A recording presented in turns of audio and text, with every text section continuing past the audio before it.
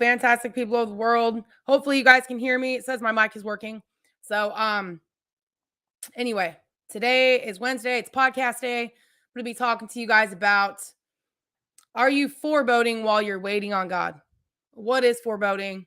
And how do we wait on God? What should we be expecting from God, you guys? So we're going to be getting into all that today. But first off, I just want to tell you, thank you for listening to the podcast. Last week was a milestone for me. 10,000 downloads, finally reached 10,250. So you guys have been busy this last week or so. So thank you guys for supporting the podcast. There is a link on there if anybody wants to financially support the podcast. You can give anywhere from $1 to $10 a month, you guys. It just helps me just keep doing what I'm doing. So if you guys want to support me in that, please feel free. I'm going to go ahead and drop some links really quick in the comments. If anybody wants to purchase my book, this link that I created through, what's it? Oh, I got to get rid of the give, send, go because the commercial's already been paid for, right? So we're good on that one. But the Stripe one, that one that I made for the book, you guys, is good for if you live outside of Tennessee within the United States, and I will send you a signed copy of the book. And I usually mail them very, very quickly. If you guys give me the payment before the post office closes, I'll go out in the afternoon. I can get it to you the same day or definitely the following afternoon or the next day. So if you guys want to order a signed copy, be sure to check out the link that I put in the comments. You can get it on Amazon, Walmart, and all the different online platforms. But you guys, holy moly, I did not realize how much they charge with fees as far as that goes. If you buy through Amazon, I only make about $3.70 on each book. That's not even enough for me to be able to buy any books back. All right. So if you guys want to support me so I can continue to buy more books and make this thing happen, then I would definitely appreciate it if you guys went through me personally. I'm in the process right now of trying to have somebody work on a website for me. I have a website, but I'm going to see if she can beef it up a little bit. Add some of the things I would like to do, where people can literally order off my website. There is a link on there. I don't think I've put the Stripe one on there yet, but anyway. And also if you guys just want to give to Daily Encouragement Ministry itself, or if you want to just send me a donation personally, just for me to help, helps basically feed the family, the needs that my family has, you guys can donate to that too. So anyway, let me go ahead and jump on the Wisdom app, jump on the Wisdom and the Anchor app, and we're going to get into this thing. Okay, guys. So here we go on the podcast. Here's on the Wisdom app. All right, here we go. You guys ready? I think I almost am. All right, here we go. 1, 2, 3. What is up, you wonderful, fantastic, beautiful people of the world? This is Ashley Campbell with Daily Encouragement. And today we are going to be talking about, are you foreboding while you're waiting on God? And I'm going to break that down for you guys. I'm going to share, just basically from my own life, my experiences with that, as well as some things that I came to, I guess, wouldn't understand, but I guess some things that the Lord highlighted for me this morning when I was reading through Isaiah, as far as how should we wait on God? What should we be expecting? I think that's really, really important, you guys. So by the time you guys hear this episode, it's going to be August 30th, 2023. I can't believe it's already almost the end of the year. I'm not going to lie. I'm definitely looking forward to the fall. It is just too hot and humid out here right now. It's like, Lord Jesus. So we're definitely looking forward to the fall. I don't know about you guys. Summer is usually my favorite season because I love being outside, getting in the sun. But sometimes that humidity is just, good Lord. I miss the summers of the West Coast. I'll just say that. All right. So let's get into this thing, y'all. I was talking to you guys. I can't even remember what I was talking about last week. I don't even know if I wrote it down. It's supposed to be, what makes you feel vulnerable? Oh, that's what it was. And I gave you guys a list of things that people say to me that make me feel vulnerable. And I was going to be talking about, foreboding, but I didn't get to it. So today we're going to jump in. So last year, I'm trying to think, when was this? I think these are my notes from last year, right? So this is from August 2022. This was part of Revelation Revamp, where I shared with you guys the biggest revelations or the insights I've had. And, back in August of 2022, I was asking the Lord if he would help me grow in patience, courage, and hope. Okay.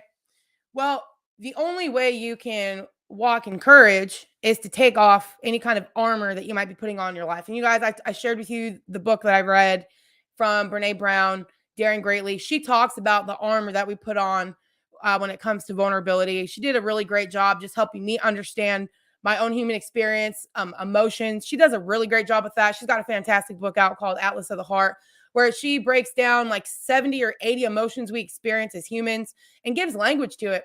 And language is so powerful because that is the only means that we have to tell someone what we mean, what we're thinking, and actually communicate, right? And let our voices be heard. And so, as far as that goes, I think, especially in the terms of, growing in our own insight and understanding and growing in our purpose, getting our needs met, these are things that we need to know. And this stuff that's not taught in school, barely taught in families. You guys, there's so much out there that's lacking. But, I hope and pray that the things I share with you guys are starting to fill some voids in your life. And as a result of that, you're going to be able to fill the voids in other people's lives per se, right? You're going to be that missing piece of the puzzle, And so anyway, I was asking the Lord to help me grow in those 3 values last year. And one of the pieces of armor that I have put on over the years that I didn't even know was foreboding. Do you guys know what foreboding is? Really simple definition. It says to have a premonition of evil or harm. All right. So foreboding, the apprehension of coming misfortune, anticipation, or anxiety. Anybody on here struggle with anxiety? Oh my gosh, massively. I have, it's like, I can have everything I need, right? Everything's taken care of. And my mind's still thinking about, well, crap, what am I going to do if this happens? Or how am I going to have money if I need money for this? Or where am I going to get money for that? My mind's always thinking about the future worry. That's what you can say anxiety is, future worry. And so this girl right here, man, that's been like one of the hugest things that I've struggled with. I still to this day. All right. So anxiety was that disturbance of mind regarding some uncertain event. Okay. So, that's why it's been important for me to recognize these things about myself and then ask the Lord to help me grow in the values and in the understanding so I don't have to live with that mindset all the time, right?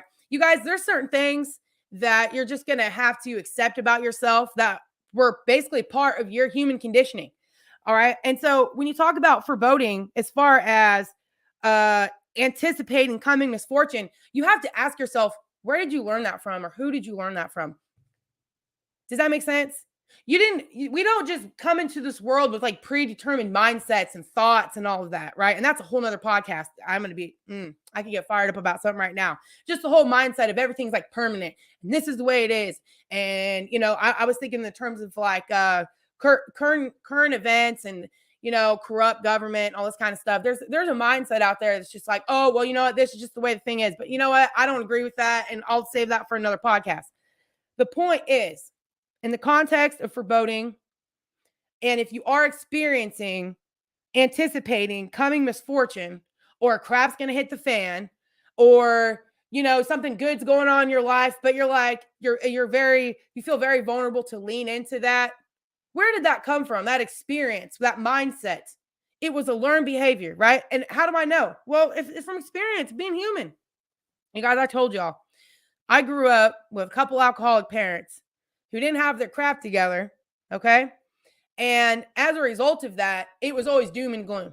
Where are we going to get money to pay these bills? What are we going to do about this? What are we going to do about that?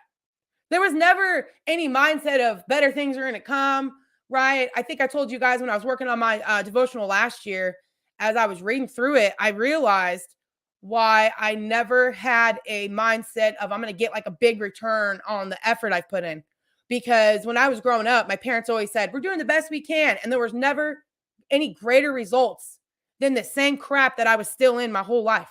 Did that make sense? So I was like, wow, Lord, this is so interesting. I mean, how comfortable are you guys with digging into your life and things you've been through?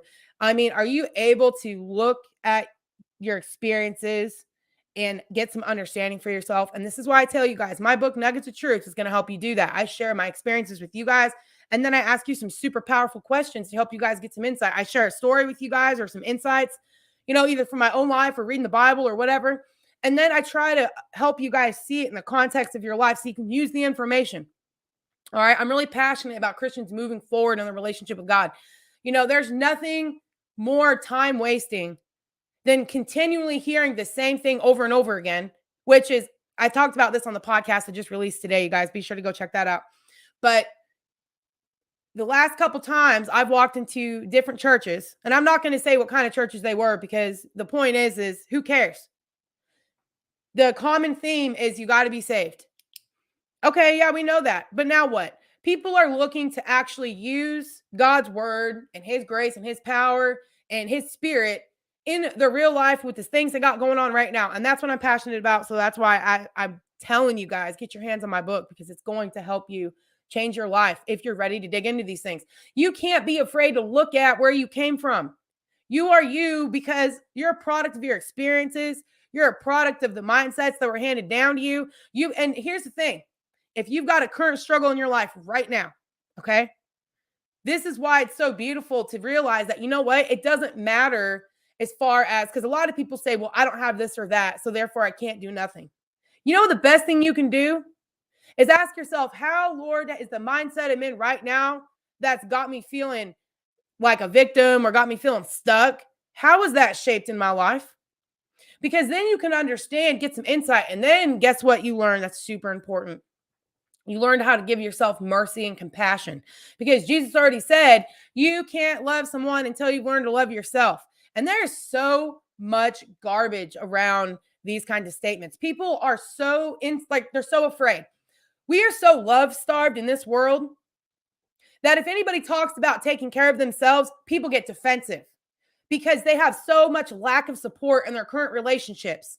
They're like, what do you mean? Take care of yourself. That's selfish. Right? Because their needs are not being met. Well, number one, you're not even meeting your own needs. You don't even know what you need. And if you do know what you need, you're not even telling anybody. So whose fault is that? That's the other thing I'm going to say.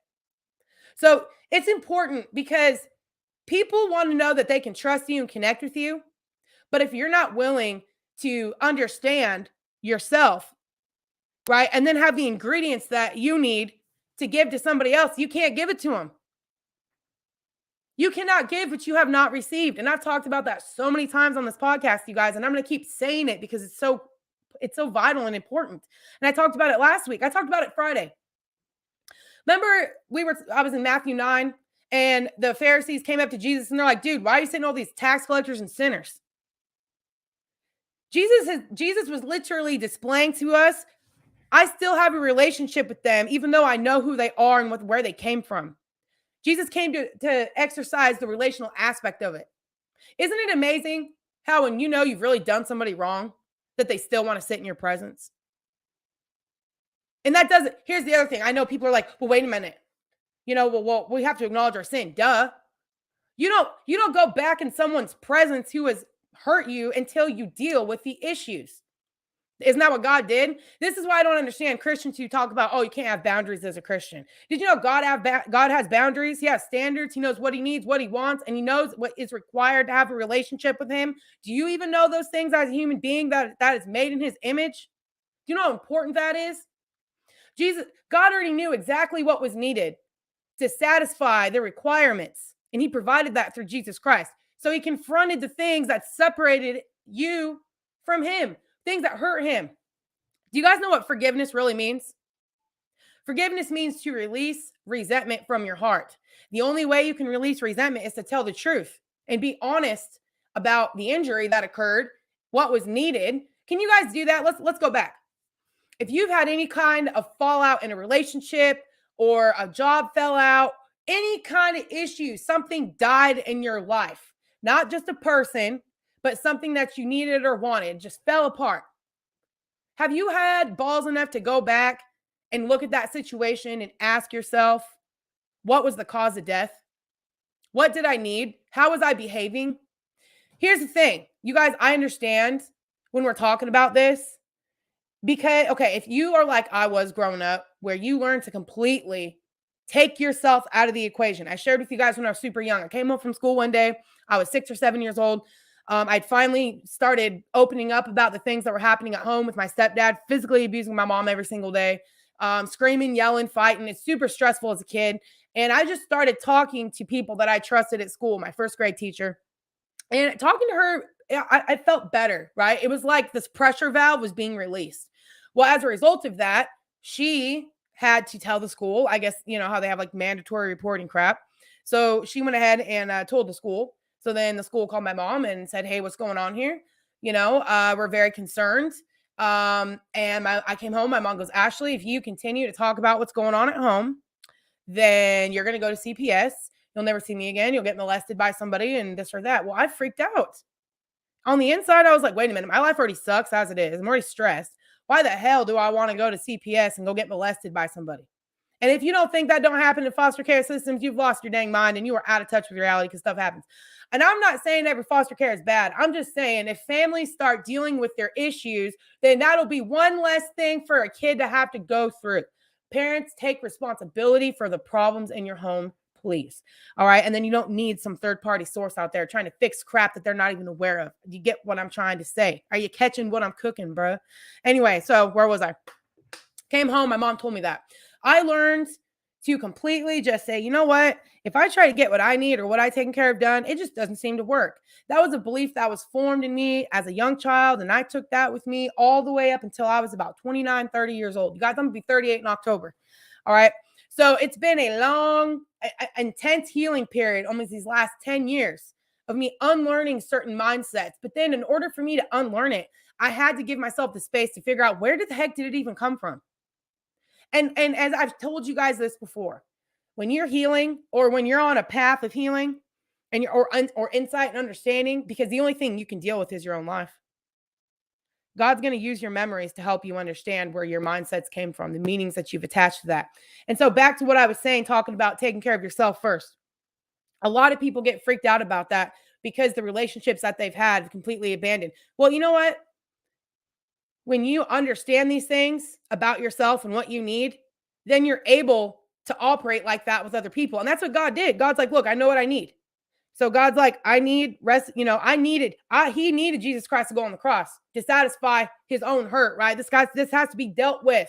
There's a price to be paid, right? From the behaviors think about any evil, crappy thing that humans have done. Horrible crap, right? And God created us for good and we're going against that. That hurts him, right? So that had to be dealt with. That wasn't God's heart. God was resentful. He was frustrated. Why do you think he flooded the earth the first time? He's like, dude, everything you think is wicked and evil. Boom, hoping to start over. Didn't work. See, and this is why I say this whole mindset of things are predetermined is a bunch of crap. Because if it was, God wouldn't have given us a second chance to have another earth. Did you know that you have the opportunity to change your mind if you get some insight and understanding by the Spirit of God? Why do you think you need the Spirit? What is the Spirit? Thoughts, emotions, and a will. God will give you new perspective on things. You have to let him into those places that you hide. But I digress. So let's go back to foreboding, right? Anticipating misfortune, anxiety, right? Future worry.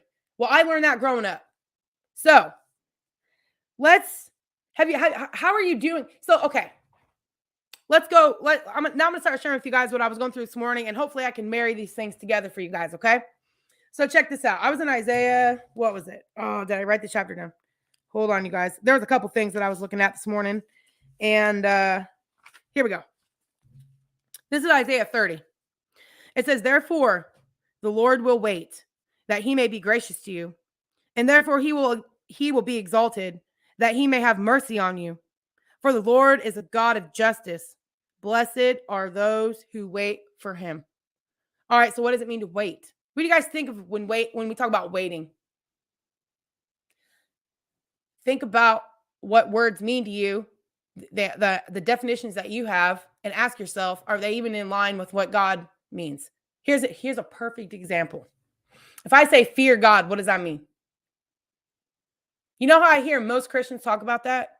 I fear God because I know that like he can like kick my ass. And if you get offended by the language, you guys, sometimes it just comes out because these are important highlight words. It's like, this is real life. And if this offends you, then you probably shouldn't watch my videos because I do drop bombs here and there. Okay. So if you don't like that and you're a Christian, I apologize. But I'm talking to people who can like relate to me and where I came from. All right. In that way. And sometimes they're just appropriate words. So people all just like, oh man, God's super powerful and he can like smoke me, right? He can destroy my life. So I got to keep myself in line. I don't want to disappoint him. And there's nothing wrong with that. But did you know that God, when you look at fear, there's two definitions, literally. Please look it up in the dictionary. You know, the second definition of fear means to be in awe of, where you're like, wow, that is really incredible, Lord. Have you ever had God do something so good for you and it just changes you because it was so good? It was like, oh my gosh. I can do nothing but respond to you in this way. There's no trying or pleasing or burden. It's just, wow. Out of the gratefulness of my heart, this is how I want to respond. It's birthed out of you. It's like a natural reaction. All right. If someone does something good for you, and God, when he does something good, it's like huge, right? And so, anyway, where was I going with that? I totally lost my thought, you guys. I hate when that happens. I start talking about so many different things, and I'm like, gosh, where was I? Oh, okay. Waiting on God, right? What does that mean? So usually it means, okay. Oh, we're talking about fear. That's what it was. So different definitions. Wait. What does wait mean to you? Does it mean just like literally sitting there and waiting? Oh God, I hate waiting, right? It's so boring. I'm not doing anything. I'm just sitting here. That's what most people think of. Well, if you look at the actual definition of it, it means to remain in expectation as of an anticipated action or event. When I saw that years ago, I was like, wow, Lord, that really just like exposed my lack of expectation. Why? Because I was stuck in foreboding. That kind of gets me here and there. You guys, have you ever been waiting on the Lord to do something for a long time? You know, you feel like it's been forever. I mean, come on. How do you think Abraham felt like 22 years waiting to have a baby? Woo! You know, he got a little impatient when his wife was like, hey, go sleep with the maidservant. Oh, Lord. You guys get what I mean? The point is some things take a lot longer than what we anticipate, and old mindsets can fall in. Abraham was raised by human beings as we were. Did you know that? Did you know that every person you read about in the Bible, you might think so highly of them, but they were raised by humans. They had their lack they're dealing with. The crazy thing about the generation we're in is the information that we now have about the human experience that they didn't have access to. They didn't know. You guys, I believe that's part of the reason why we can do even greater things, right? Because there's so much out there that God has helped us to see through other people, right? There's certain things that used to be hidden that aren't hidden anymore. So anyway, I digress. So what is wait? Remain in expectation. So when I saw that, I was feeling all exposed. I was like, dang, Lord, yeah, you got me, right? Got him. I'm not in expectation. Like I was, but I was like, well, if it doesn't work out, okay. Have you guys ever reasoned that way too? I mean, Abraham didn't do that. He was like, well, if I don't have a kid, maybe he did for a time, but he still held on. And that's really the core of it, is remaining in expectation as an anticipated action or event. So let me move on. So in the context of the verse I just read in Isaiah 30, which is verse 18, just read the whole chapter though. I always say read the whole chapter. If I give you a chapter, read the whole thing. Don't just read the verse. What are we waiting for? What are you waiting for in the Lord? Right? So check this out. It says, therefore the Lord will wait that he may be gracious to you. Okay? And therefore he will be exalted, that he may have mercy on you. For the Lord is a God of justice. Blessed are all those who wait for him. So what should you be waiting for? Check this out. For him to be gracious to you, have mercy on you, and to bring justice. And that's a whole nother conversation, y'all. But blessed are those who wait for him. Gracious, mercy, and justice. Do you have room for those three things in your thinking, in your relationship with God, and in your relationship to waiting for the things that he's going to bring into your life? Okay? Is there room for mercy, for him to be gracious, and to bring justice? You might not even know what any of those things mean. Well, that's the problem. If you don't know what it means for someone to be gracious or merciful towards you or to bring justice, that's why a lot of people struggle too. They're like, oh, there's no justice. Look how corrupt everything is. I'm telling you, that's another podcast. We're going to be getting into that. Yeah, you just wait and see. So, what is your thinking on those three things? So, let's look at some definitions. Gracious, what does that mean? Disposed to show grace or favor, full of kindness or love. Mercy, the act of treating an offender with less severity than he deserves. Forbearance, to injure others when one has power to do so. Right? God has power to injure us, right? And that's where people get scared. And I get it. That's where fear comes in. Oh my God, don't injure me, Lord. He's like, no, I don't want to do that. I've already set up the requirements so that doesn't happen. And if it did happen, it's from your own thinking and decision making anyway. Did you know the reason people go to hell is because they thought their way into it? They're like unrepentant as far as like taking no responsibility, didn't see they were prideful, didn't see what they needed from Christ. They didn't realize they needed love and forgiveness and mercy and grace. Did you know only humble people are getting into heaven? That's it. There ain't no other group. Humble thyself. Lay it all down. Surrender, right?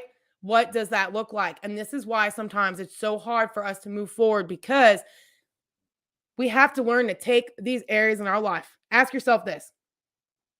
Where in your life right now, in the context of let's go over the 7 areas of life. So in the context of your social and family relationships, so your relationships, education, career, your finances, health, routine responsibilities, your contribution to society, and your mental, emotional, and overall well-being, where in those areas do you need these 3 things from him? Where do you need grace and mercy and justice? Did you know God wants to work in your real life right now? This is why a lot of people think following God is pointless, because they're like, okay, I'm going to go to heaven. But God, we got crap to deal with today. We got issues today. We've got corruptness going on right now. Okay. Maybe you need mercy in your life and your money. Maybe you have not been a good steward with it, right? Or your health, all these things. I want you to start putting meat on the bone, or guess what? It's completely irrelevant. And that's why you don't see God, because you're not looking at the areas of your life where you need these things he came to give. You're not opening yourself up to it. You want to see God? Open yourself up to what you need in every area of your life. And you do that through uncovering the biggest burden that you have right now. I don't know what it is. I only ask you these questions because guess what? You know what I think about human beings? I think they're fully capable. I think you are able to discern these things if I ask you the question, right? And I've given you guys tons of tools. So many tools. You have to use the things I've given to you. You got to do the work. That is how you keep your authority and, become a slave and have tyrants ruling over you. Did you know that? Taking full responsibility for your life. What do I need? What do I want? How do I get it? What's the process, Lord? I need wisdom. I need mercy. I need grace. I need truth. I need justice. I need all these things. I need your help. Talk to God about these things. You guys think that God doesn't speak, because you're literally expecting some voice to crack open out of the sky and literally talk to you like a puppet. It don't work that way. You know how the Lord speaks? I don't like to use that word because then people like literally anticipate. It's all through a thought. If you can identify the thoughts in your mind, you can start identifying which ones to throw away and which ones to keep. How do you do that? How do you know which thoughts to give away and which thoughts to keep? Reality and truth. Is it true? Is what you're thinking true? Have you ever blown anything out of proportion in your life because you were hurt? You like made it way bigger than it was? Or you say it's always going to be this way? Well, wait a minute. Is it always going to be that way? Or is it just a certain context? Do you see how your past will haunt you right now in the future in that way? When you say those things to yourself, the point is can you tell yourself the truth? Can you humble yourself enough to acknowledge when you know you ain't thinking the right thing? When you are being prideful, when you are in those modes. And here's the really awesome thing about God too. He's even greater. That when you are in that mindset, when you do recognize that you're being a victim, or you're feeling sorry for yourself, you give yourself a pity party. I've done it all. Guess what? God doesn't judge me for that. I tell him, and then I'm like, Lord, help me to receive what I need from you, to humble myself, right? What new perspectives do I need to take on about this? Or what do I already know that I just need to keep on with? And I'm just sitting here throwing a fit, right? Because it's not going the way I want it to, or whatever. Okay. There's so many reasons as to why we behave that way at times. And this is why those areas are important. God wants to love us in those places, And so let me see if there's anything else I got to share with you guys really quick. So here we go. Actually, I think that was pretty much it. We're going to stop right there. I will say this really quick. So if you are full of fear, right? There's so many Christians full of fear right now. It's really sad, honestly. What does the Bible say about that? And you guys, look, right here, I understand. I used to be that way too, right? There was a lot of things I didn't know. There was a lot of burdens I was carrying, a lot of confusion in my life because these things that I'm telling you right now, I did not know 8 years ago.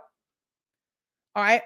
I've done some really, really hard work, especially since like 2016, and it's changed my life. And this is why I'm here sharing it with you guys, because I was like, wow, Lord, if I would have had somebody else talking to me about these things, I would have been in a completely different spot in my life.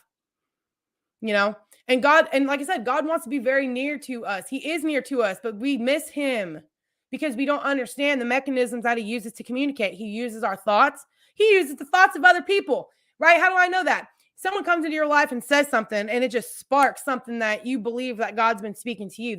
You know what I mean? Confirmation, we call it in the Christian community. All right. Or just whatever, the Lord uses all kinds of things. Or he'll even use nature sometimes, looking outside and talking about, you want to contemplate how big and vast God is. Go look outside.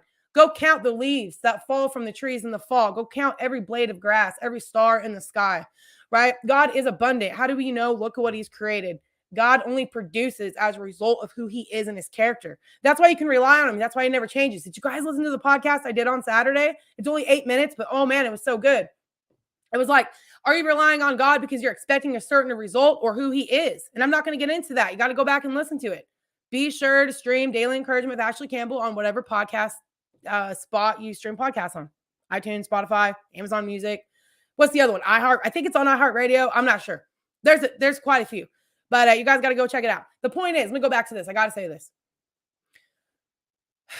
If you want to get fear out of your life, it says perfect love casts out fear. Are you vulnerable enough as a human being to receive love from God? What is love? 1 Corinthians 13, love. Love is patient. Love is kind. It doesn't envy. It doesn't boast. Have you let someone be patient and kind towards you? Like I said on another podcast, you want to know the quickest humility? What do you call it? Thermostat? You want to know how humble you are? Figure out what you will receive from somebody. How good are you at receiving good from other people? Does it make you feel vulnerable and uncomfortable? Oh my God, like I feel so humiliated right now that they're doing this for me. Do you feel humiliated, embarrassed? Right? Those are the areas you got to bring to the Lord. God's people are humble people because we all benefit from each other. We're supposed to be a body that flows. Could you imagine if the heart rejected the blood and didn't want to pump it? Right? Oh, my heart, I'm not that strong. I can't pump it that good. Bro, you better hope and pray that your heart's pumping and doing its job. People are that way too. You got to know your function, and then you get to receive the function of another person in your life, the good that they play. And that's why you got to be able to discern what kind of people are in your circle. All right. If you can't do that, oh my gosh. And that's why you guys got to get my book. Anyway, I better get off this podcast, you guys. Wisdom, Facebook. I'm not leaving you just yet. But you guys, thank you for tuning into the podcast. You guys, I'll talk to you next week. All right. It was getting ready to shut off in like 3 seconds. Let me go ahead and check Facebook comments really fast. See if anybody's on here with me. Let's see. She says she can't hear it. I can hear now. Something is turned off in my sound settings. Okay, cool.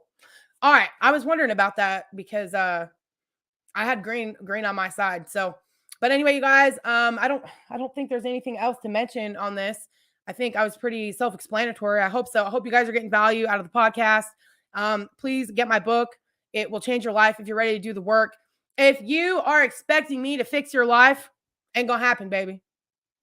You got to start figuring out what you need. Search your own heart, right? What do you need? And get your needs met, right? Start dealing with that stuff. Start praying about that stuff. You know what? You're going to have to do a big part of your healing journey is going to be grieving and letting go of what you did not get growing up, right?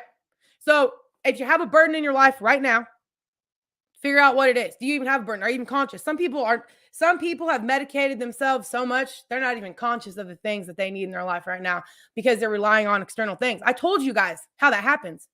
Do you guys remember me telling you about that?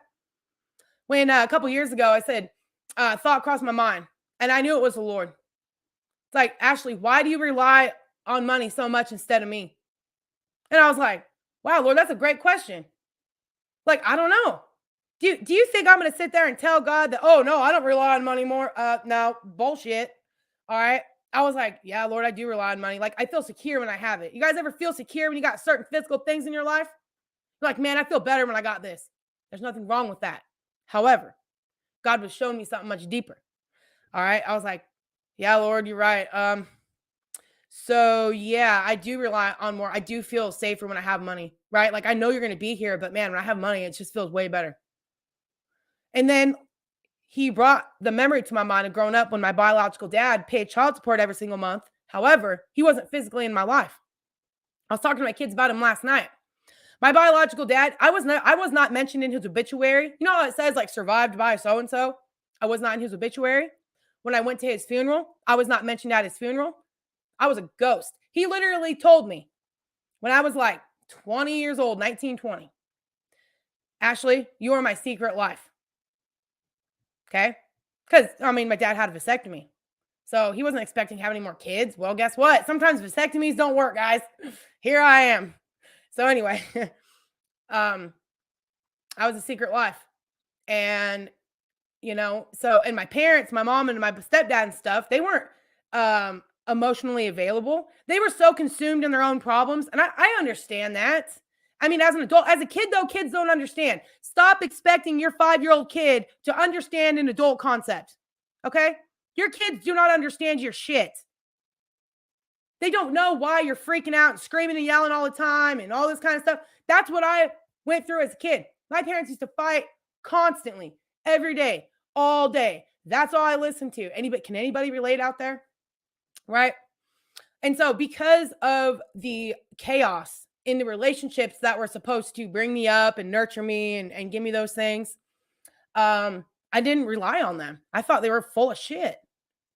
I'm like, you guys, like, as I got older, when you hit like 12, 13 years old, can you guys remember the time in your life when you realized that your mom and dad did not have it together? You weren't judging them, but you're just like, dude, there's some issues here. And then you become a teenager, right? 17, 18, you try to talk to your mom and dad about crap that you see going on, and they have they're like, nah, you don't know what you're talking about. And it's like, okay, you can't talk to these people, right? Anyway, that's a whole nother conversation. The point is because I had unreliable human beings in my life, I did not develop the inner resilience and security and strength that I needed as a kid to rely on my relationships to help me. They didn't have good character. Do you understand why it's so important for you to be the kind of person that your kids need? You want to know how kids get stuck in addiction and do crap that you're terrified of? Those kind of things right there. You got to learn how to connect with another human being, right? And here's the other aspect too. The other thing parents got to remember is, did you know your kids are becoming adults? Did you know your kid will be an adult like you are one day? And think about all the things that you've had to deal with or heal from, or maybe you haven't even healed. Maybe you're still stuck. Do you want that for your children? Not me. Heck no. I struggled way too long as almost as a 30-year-old, 29-year-old adult. Had, 5, 6 kids at the time, still barely surviving, getting taken advantage of by people, frustrated, burdened, stressed, you name it, baby. I had it all. Until I started asking myself some really powerful questions. And that's why I share this stuff with you guys. That's why you got to get my book, Nuggets of Truth, because it's going to help you do the work. If you're ready to start asking yourself, how did the mindsets that you have right now get formed? Give yourself some insight and understanding, and just be willing to look at things differently. God will give you the insight that you need. Those aha moments that you have. You guys ever have one of those? You're thinking about something, you're like, oh, I get it. That's from the Lord. He is the God of aha moments. It says it says that he still shines his sun on the righteous and the wicked. So even if anybody good out there has an aha moment and they produce good in this world, it's only because of God. Did you know when God takes his spirit off this earth, everybody is screwed? Especially the ones who act like God don't exist. Want no part of him. Yeah, you go ahead and keep thinking like that. Keep living your most worthless life like you are right now, because it ain't going to get any better. Right? When you take out the spirit of truth, when you take out love, God is love. It says he's love. But the reason that you don't think God is love is because you haven't had the relationships in your life to demonstrate that. You weren't raised by God. You were raised by human beings. It sucks. God help us be better human beings to our children, to our spouses, to one another. Because we're literally shaping, when you're raising children, you're shaping their mindsets. And you know what? You know what I love about it though? When your kid surrenders to Christ and actually comes underneath his lordship, I'm so grateful that God overrides all of that. He can, right? I mean, we're not a product of our environment. in that way when it comes to the Lord, because he heals us. He knows everything. He knows what we need. He literally helps us become the people he created us to be. And he wants us parents to help with that. But guess what? Not every single parent out there is aware of these things. Not a lot of parents out there are dealing with their own crap. A lot of parents out there make excuses because they're so burdened and ran down. All right. And that's a problem. But anyway, you guys, that's all I got for you today. I'm going to get off here. I'm going to go ahead and check the comments really quick. I have Parkinson's disease. I have every symptom. Pray for me, please. Oh, Sue, I'll definitely be praying for you.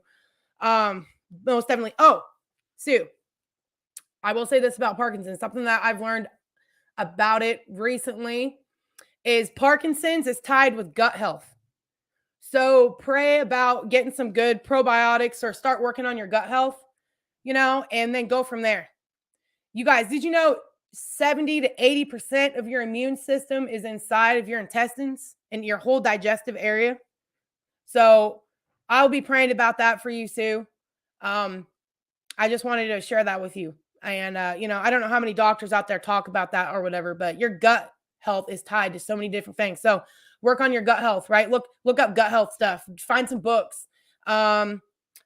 There's a lady, let me see, I'll message you later. I'll see if I can find some of this. I don't know if she's done it yet or whatever. She's working on like a program right now for gut health. Actually, she did come out with one. I'll send you some links. But anyway, yeah, gut health, my friend. And I wish they would actually focus on that in nursing homes. Do you know how many elderly people struggle with Parkinson's disease and they feed them shit food? I mean, seriously.